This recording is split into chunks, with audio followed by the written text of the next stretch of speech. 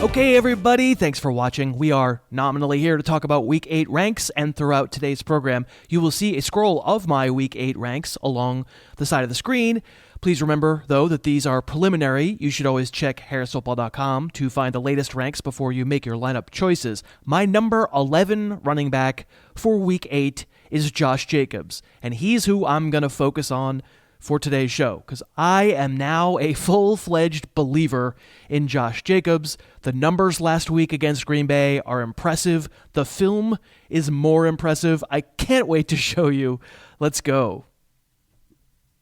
This was the first play from scrimmage, a handoff, a zone play, ho-hum, 9 yards. Except, ooh, there at the end, run over a guy. But let's go back and watch it from the end zone view, and let's pay attention to the skills. What Jacob sees as he goes left, well, it's Derek Carrier blocking Preston Smith, tight end on defensive end. And I'm supposed to get the edge if I'm the running back. And Carrier might need a little extra help, so Jacobs gives Smith the Jimmy leg, a right-footed little step to the inside to freeze him, and then accelerate around the edge and get there, and then cut it up to make Kevin King miss, and boom, Adrian Amos, a pretty tough customer, absolutely leveled. I'm going to remind you a couple times over the course of this video, Josh Jacobs may only be 5'10", but he's 220 pounds of muscle. That actually took me back to this play at the end of Week 1, the win over the Broncos. This is the play that sealed the win. I don't even have that much to say. I'm not trying to tell you Josh Jacobs is a pure power back, because he's not, but he's man-side strong. You're dragging 3 defenders for a first down. We'll go back to the Green Bay game in a second and show you more of the extremely special qualities of Josh Jacobs and give you a film comparison you can believe in.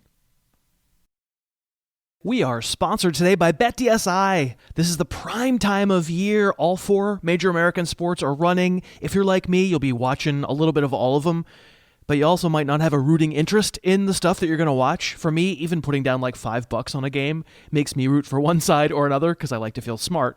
And I play at BetDSI.com. If you've been thinking of trying to find an online sports book, I can really recommend BetDSI. I've been with them 4+ years. They're great. So we have 2 promo codes for you. Go to BetDSI.com. If you're a frequent player, use the promo code HarrisTube. They'll match 100% of your deposit. If you'd rather make a couple of bets and then maybe cash out, use the code HarrisTube5. They'll match 5% with no extra volume requirements to cash out. Either way, BetDSI.com. Okay, I want you to watch this wow of a run from Josh Jacobs. Don't worry, we're going to run it back and we'll show it to you piece by piece. But holy moly, the cutting ability, the strength, the acceleration, the stiff arm at the end. This guy. So we'll take this one back to the end zone view as well, and we'll watch at the snap. You'll see all the linemen fire out to the right this time.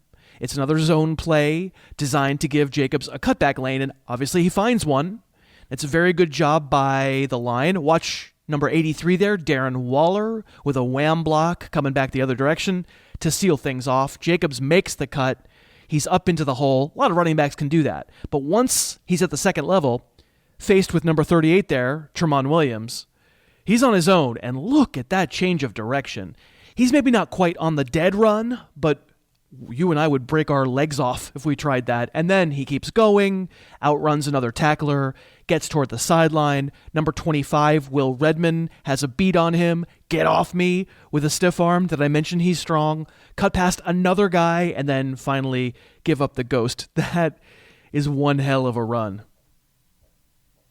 This one's just a 4-yard run, but you can go ahead and watch it at full speed and tell me what's special about it. Oh, hello there, number 50, Blake Martinez, unblocked.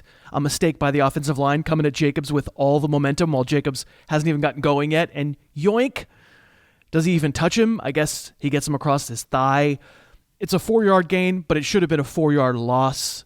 And we care about that for fantasy purposes because talent like this will take over on a week where maybe things aren't blocked up perfectly.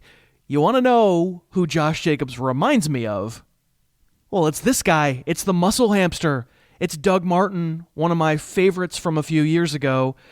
Obviously, wound up career-wise somewhat erratic, maybe a little more off-field baggage than you'd hope for, but just in terms of size and moves and power, I'm going to show you a few plays of Doug Martin and then show you another Josh Jacobs special from the Green Bay game. Both short dudes, but up over 220 pounds, both electric cutters. I certainly hope Jacobs winds up being a little bit more durable. But you tell me, couldn't this be the same guy up the middle, making a linebacker miss, accelerating to the second and then the third level? Look at that. Hard to tackle. It's like I'm watching Josh Jacobs. In his prime, Martin gave you the sudden stop. And doesn't that look like a familiar sudden stop? The change of direction, the acceleration again, and the anger and the attitude on the back end of a run. Once again, get off me. This one is almost the exact same play I showed you from Sunday, the first one. The same acceleration to get around the left edge. It's a kick-out block, and the running back squeezes inside instead of going around the edge. But whoosh, if Adrian Amos had been standing right there, I'm pretty sure Doug Martin would have clocked him too. I mean, you like this run at all? Cut it inside again, break an arm tackle, punish the dudes downfield. Like I said, Martin was the muscle hamster, and that's why on the podcast we call Josh Jacobs the jacked gerbil. So, okay, back to Sunday again. Here is Jacobs. The same vision, same acceleration. I hope it looks kind of familiar. And we'll show you the end zone view once the play's over here so you can have a full appreciation of all this cutting. This is a great run. And I remember when I watched film of this run on Monday morning, my note that I wrote to myself was, will you stop it? Breaking guys down in the open field, accelerating, dragging them. Jacobs is short. Martin is short. They both run as punishers. They are not light. They are strong. You can see the style. This style got Martin hurt. I hope that Jacobs doesn't suffer the same fate. Now, Josh Jacobs probably isn't a home run threat, just as Doug Martin wasn't a home run threat. Even in his great years, even on long gains, you would see Martin get run down from behind. But that's okay because Josh Jacobs has pretty much got everything else. If you watched Monday's video we did on this channel about Chase Edmonds, and you saw his 3 big touchdowns just running through air, never getting challenged by tacklers, I hope you can see the difference. And why I would be so much more excited about Jacobs long term with the skills that will travel into all kinds of situations. We want great players. I'm pretty sure Jacobs is on his way to being a pretty great player. He's my RB15 for the rest of his rookie season right now. And like I said, RB11 for this week. And in Dynasty, that guy's a pure keeper. Thanks so much for watching. Please, please, please smash that like button, write a comment, tell us who else you'd like to see us review film on, and of course, best of all, please subscribe to our channel and then click that little bell above the subscribe button and you'll be notified whenever we post a new video.